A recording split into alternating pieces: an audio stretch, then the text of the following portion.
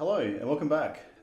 In today's video I want to talk about PSA10 values and my thoughts on some of the insanity we're seeing with modern prices. And so first I thought I should show off my PSA10 collection. And so this is where I would place it if I had any, because I don't have any PSA graded cards. So keep that in mind for this video, that everyone has their own biases from the conversation. Of course, someone with 10, 20, 30 PSA10s, 1,000 PSA10s are going to be quite positive about the future.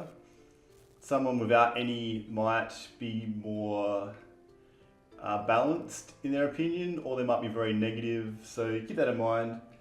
I feel like I'm reasonably objective, but you can never be free from your own bias. So for this purpose of this video, I thought I would just get a stack of cards to go through, something to look at,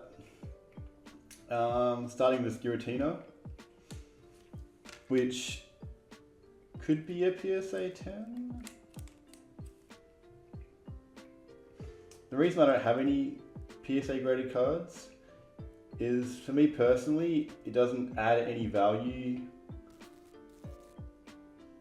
It doesn't enhance my experience of the card. It doesn't make it feel any more special to me.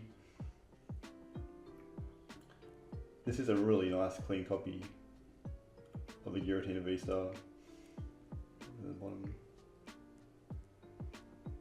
I mean, you could get a PSA 10. The question is, would you pay the same price as a PSA 10 for this card? So basically, there's been, especially on like the investing sort of Reddits recently, those sort of communities, people have been going insane for PSA 10 graded cards. I think for a while it was all about sealed collecting in those, and sealed investing in those channels. But recently it's been a lot about speculating on graded cards, graded single cards. And always PSA 10 is, for them, the king. And I've noticed just a real, even people who are very established in the community, I've recently seen a real change in sort of perspective from them. There's this one YouTuber I've been watching for years who was always big into grading cards and grading PSA 10s. And he was always questioning, who is the buyer of PSA 10s? Who's paying these insane prices for PSA 10s? And now he himself has started buying PSA 10s as an investment. And it's really like an across the community sort of mindset shift, which has sort of crept in slowly. And now there's become a huge percentage difference, even between, not just between graded and ungraded. And there was always some sort of premium, but there's really been a huge difference now between even a PSA 10 and a PSA 9. So before making this video, I had a look at some prices. And so these are all in Australian dollars, but the Moonbryon was the first I looked at. And so right now for a PSA 10, about 5,000 they're going for. PSA 9, about 3,000. So that's 60% difference basically between a PSA 9 and a PSA 10, that's $2,000. That's a lot of money. And sometimes the difference between a PSA 9 and a PSA 10 can be incredibly subtle, like a small chip of paint of cardboard off the back. It can be a slightly miscentering card. Maybe there's a slight scratch on the back of the card. And it's insane that can cause a $2,000 difference. Sometimes it's even that a PSA 9 might be the better card, but the grader, for whatever reason, chose to assign one a 9, one a 10, and then people are paying the price for them. And so the Giratina V-Star that I showed at the start, that one's going for $650 in a 10 and about $300 to $350 in a 9. So that's about a 50%, the 9 to 10. So twice as much for a PSA 10. You could have 2 PSA 9s for 1 PSA 10, which to me sounds incredibly an incredibly attractive proposition. The last one I looked at was the Bubble Mew, which has been huge recently. That one is going at 2.5k for the PSA10 and only 1k for the 9.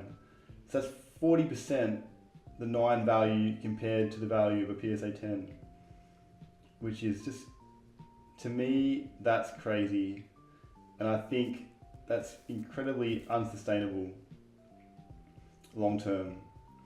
And I'm talking, to be specific, I'm talking about specifically modern cards, where there's like every modern card basically now gets sleeved instantly, put in a top loader like this here, and then later sent off to grading. So the percentage of cards that are grading a 10 is, depending on the card, like 50%, 60% are getting a 10. So they're not scarce at all compared to vintage, where you really do see that rarity creep in with a PSA10. The modern ones aren't rare at all. So you're relying on just insane demand, which currently there definitely is insane demand for modern PSA10 cards.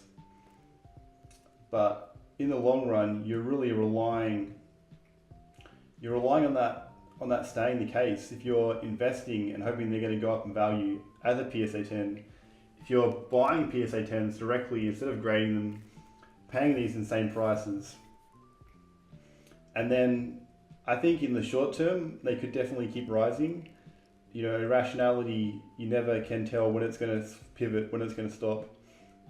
You never know when it's going to change. It could be years from now when we see a correction.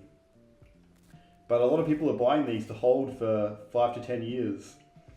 And I think that's enough of a period of time where the risk becomes incredibly high on a purchase like that. When you're looking at, not only do you have the risk of the Pokemon market having a downturn, but you're also risking the value of your cards, or some of the value, on PSA's reputation enduring. And companies can do some really stupid things really quickly. So I would be very cautious of that personally. There's a saying that's crept into especially I've seen it a lot recently in the investing Reddit, where people have been saying that PSA 10s are for investors and PSA 9s are for collectors.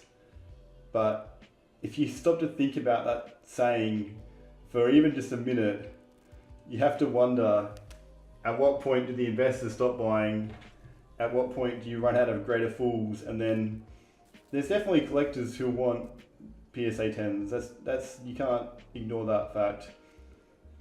But will the demand always be as strong once you've run out of greater fools to sell to? That's the question. There's a much older saying in the Pokemon community, which is buy the card and not the grade. And I think that's a much wiser saying, which will probably endure for a much longer period of time. The other thought I had on this is, personally, as just a collector, someone who doesn't invest at all, there's a big difference between a vintage 10 and a modern 10. If you were to show me a binder and say you have a Shadowless Charizard maybe in your binder, I would think that's a really cool card. And then if you show me that you also had a PSA 10 Shadowless Charizard, I'll be like, wow, now that's something really special and really rare, and you must have paid a lot of money for that. If you show me a Murbrion or a Bubble Mew in a binder, I would say, wow, it's a cool card.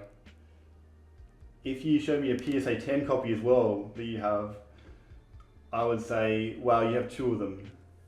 You know, to me, there's not that same feeling of something really special that you get with a vintage PSA 10, where they are so rare, they are so scarce. A modern PSA 10 really is not something that's rare. It's barely any rarer than the actual raw card itself. In fact, the raw cards are starting to become even more scarce because so many are getting graded. And yeah, it's basically my thought on it is, as a collector, I have no desire to own, well, PSA cards in general, but definitely a modern PSA 10 card to me is not any more special than the actual card itself. Because it's definitely possible to just enjoy them in top loaders. So yeah, I think that's everything I've got for this video. Let me know what your thoughts are. Do you think PSA 10s are going to hold that insane valuation? Do you think in 5 years' time we'll still see the PSA 10 Bubble Mew selling for 1.5 times what the PSA 9 one sells for? So yeah, let me know your thoughts. And that's it for this video. See you next time.